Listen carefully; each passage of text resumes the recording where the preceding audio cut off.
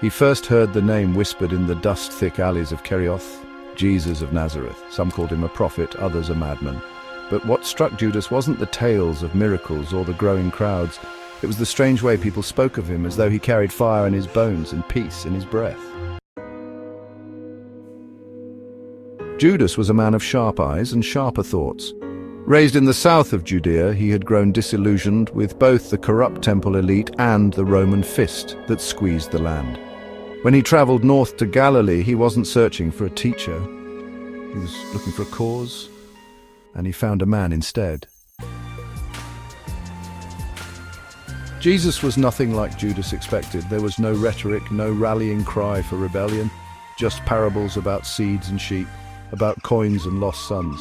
Judas, proud and ambitious, didn't understand the point of it. Judas asked Jesus, why waste words on farmers and children? Jesus replied, because the kingdom belongs to them. It was not logic that held Judas, it was mystery, so he stayed. For years he followed Jesus. He managed the group's funds, handled arrangements, tried to keep things orderly as Jesus walked disorder into every town he entered. He watched the blind see and the dead rise, but also saw Jesus refuse power time and again. When the people wanted to crown him king, Jesus disappeared into the hills. When they gathered with swords, Jesus told them to love their enemies. Judas waited. Surely, he thought, this must be strategy. Surely Jesus would reveal his power, drive Rome into the sea and restore Israel. But the months passed and the talk grew darker. Suffering, betrayal, death. Jesus and his disciples arrived in Bethany after Lazarus had been dead for 4 days. And upon hearing of his death, he was deeply moved. After praying, he commanded Lazarus to come forth, and Lazarus, bound in grave clothes, emerged from the tomb. In a house in Bethany scented with nard, a woman knelt at Jesus' feet and poured a jar of perfume worth a year's wages over him. Judas objected to the waste, suggesting the perfume could be sold to help the poor. Jesus defends the woman.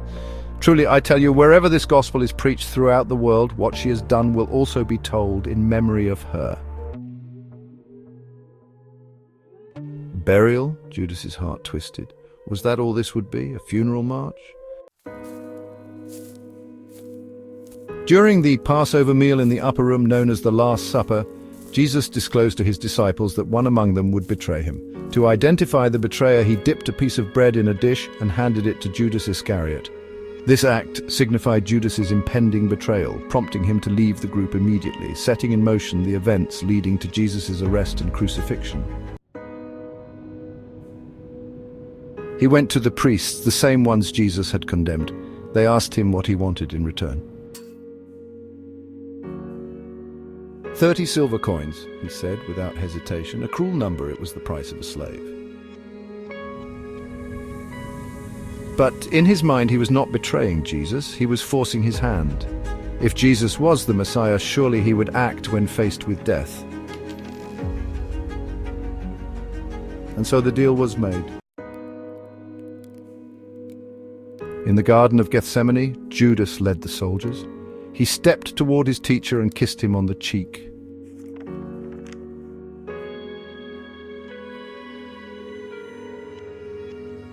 Judas, would you betray the Son of Man with a kiss? When Jesus was condemned, Judas waited for the fire to fall from heaven. But none came. He saw Jesus beaten, mocked, bloodied.